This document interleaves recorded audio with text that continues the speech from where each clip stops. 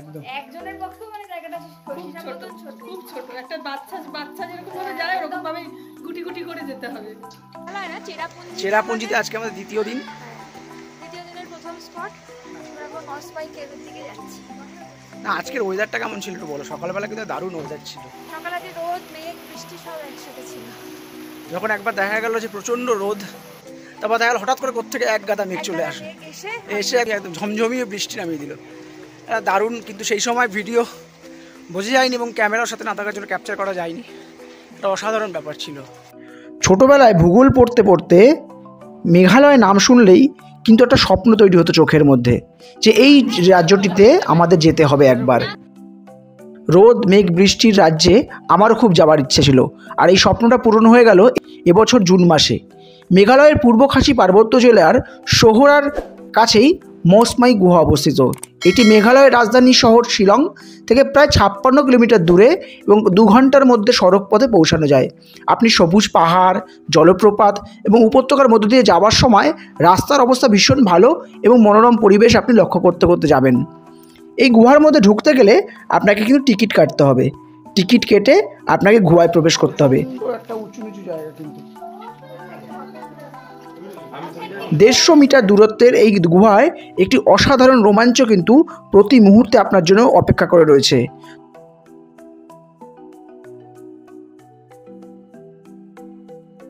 তবে একটা কথা বলবো, যাবার সময় অবশ্যই খুব ভালো মানের জুতো পরে যেতে হবে এবং হালকা পোশাক পরে যেতে হবে। গুহার মধ্যে ভীষণ অন্ধকার, তাই মোবাইলের টর্চ ব্যবহার করা বাধ্যতামূলক। তবে এখন অনেক আলোও দেওয়া থাকে, তবুও আমি আপনাদের জানাবো যে সঙ্গে মোবাইলের টর্চ রাখবেন।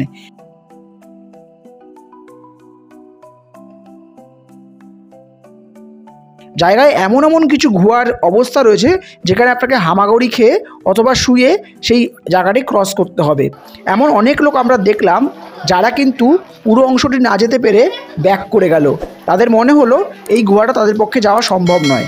গন্ধ রয়েছে জলে, কোথাও তো রোদ আসে না, একটা বিচ্ছিরি গন্ধ কেভ জুড়ে। কিন্তু আমরা একটু অতি সাহসী হয়তো বা অনেকেই কিন্তু এই জায়গাটা অতিক্রম করছে। আমরা কিন্তু বেশ আনন্দের সাথে আস্তে আস্তে করে এই গুহাটি পার করলাম। দেখতে পাচ্ছ কিছু? আমি তো কিছু দেখতে পাচ্ছি না।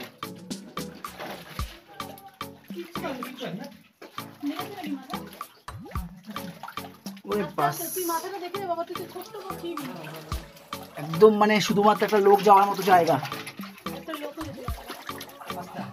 গুহা পার করবার সময় চারিদিকে যে জীবাশ্মগুলো রয়েছে সেগুলো কিন্তু অসাধারণ।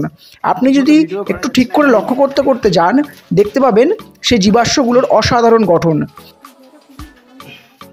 ভালো করে যদি আপনি পর্যবেক্ষণ করেন, আপনি বিভিন্ন ধরনের শেপ আপনি কিন্তু এর মধ্যে লক্ষ্য করতে পারবেন। তবে এখন হলো আমরা গুহার ছোট্ট জায়গা পেরিয়ে এগোতে থাকলাম এবং এতটাই রাস্তা পিচ্ছিল, আপনাকে কিন্তু ভীষণ সাবধানের সহিত আপনাকে এগোতে হবে। এমন এমন জায়গা দেখলাম যেখানে আমাদের পক্ষে অসম্ভব হয়ে যাচ্ছিল পেরিয়ে যাওয়া, তবু সাহস এবং মনোবলকে সঙ্গে করে আমরা সবাইকে নিয়ে এগিয়ে গেলাম। তবে আপনাদের কাছে রিকোয়েস্ট, একটাই কথা আবার বলছি, জুতোটা কিন্তু খুব ভালো হতে হবে, না হলে কিন্তু এই পিচ্ছিল রাস্তায় আপনার কিন্তু অসুবিধায় হতে পারে।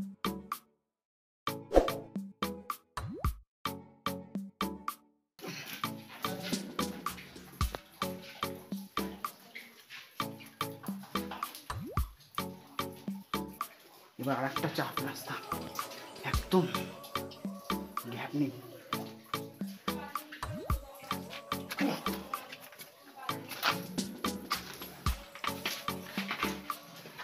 মানে শুয়ে শুয়ে অ্যাকচুয়ালি আসতে হচ্ছে, এখানটা এতটা টাফ। শুয়ে শুয়ে কিভাবে আসছি,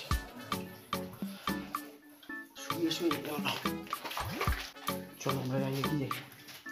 মাথা একদম নিচু করে যেতে হবে, নাহলে কিন্তু মাথায় বড় সড়ো আঘাত আসবে। একদম জায়গা নেই। আবার একটা কঠিন রাস্তা উঠতে হবে, কিন্তু এখান থেকে কেভটা দারুণ লাগছে। চলো আমরা আস্তে আস্তে এগোই।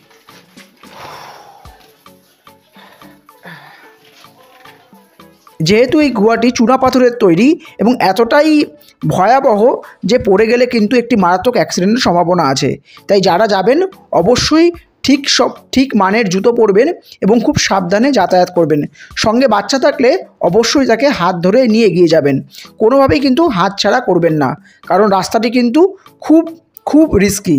তবে এটা কথা বলতে পারি যে আমরা যেই সময় গেছিলাম সেই সময় বৃষ্টির ওয়েদার ছিল, ফলে আমরা কিন্তু এক্সট্রা একটা মনোমুগ্ধকর অবস্থা পেয়েছিলাম। চারদিক থেকে ফোঁটা ফোঁটা জল, একটা অসাধারণ জলের আওয়াজ, আর আমরা ওই মনোমুগ্ধকর রোমাঞ্চ নিয়ে আমরা ভেতর দিয়ে হেঁটে যাচ্ছিলাম। এটা একটা আলাদা অনুভূতি।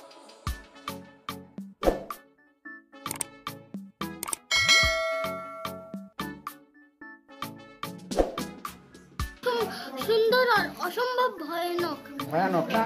আর এই গোয়াতে এক্সপেরিমেন্ট আমার হেভি ভালো লেগেছে, কিন্তু হালকা একটু ভয়ানক ছিল। অসাধারণ, খুব সাবধানে আসতে হবে আর খুব এনজয়েবল। মানে এক একটা জায়গা ছিল শুয়ে শুয়ে যেতে হচ্ছিল, একেবারে একজন ছাড়া কোনোভাবেই যাওয়া যাবে না। একজনের পক্ষে মানে জায়গাটা খুব ছোট, একটা বাচ্চা যেরকম ভাবে যায় ওরকম ভাবে গুটি গুটি করে যেতে হবে। খুব সুন্দর, দারুণ সুন্দর ছিল, অসাধারণ এক্সপেরিয়েন্স। চারিদিকে টপটপ করে জল পড়ছে, এটা এত সুন্দর জিনিস একদমই দেখতে পেতাম না। আর এগুলো তো লাইফ খুব সুন্দর, থাকবে সারা জীবন। আপনাকে হয়তো ভিডিওর মাধ্যমে এই অনুভূতি প্রকাশ করা সম্ভব নয়, তবু চেষ্টা করছি যতটা সম্ভব আপনাদের সাথে শেয়ার করবার।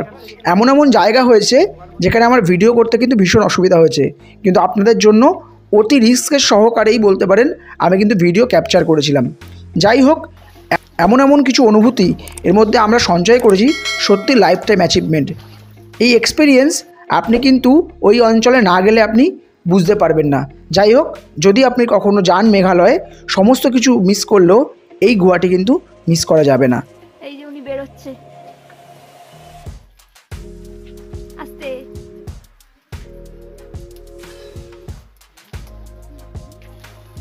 জার্নি কিন্তু শেষ করলো, একটু বলো সবাই কেমন লাগলো, কি হলো? এক্সিলেন্ট। এক্সিলেন্ট বাট খুবই ভয়ানক।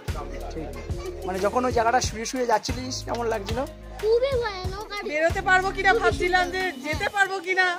একটু মোটা মানুষ হলে তো ব্যাস হয়ে গেছে। মোটা মানুষ হলে কিন্তু ওখান থেকে একদম মানে শুধু একটু একটা মানুষ কেন, মানে ঠিকঠাক সাইজের যাওয়ার জায়গায় একটু মোটা হয়ে গেলে যেতে পারবে না, মানে জাস্ট এরকম শুয়ে এরকম ভাবে বেরোতে হলো। মানে দারুণ জায়গা।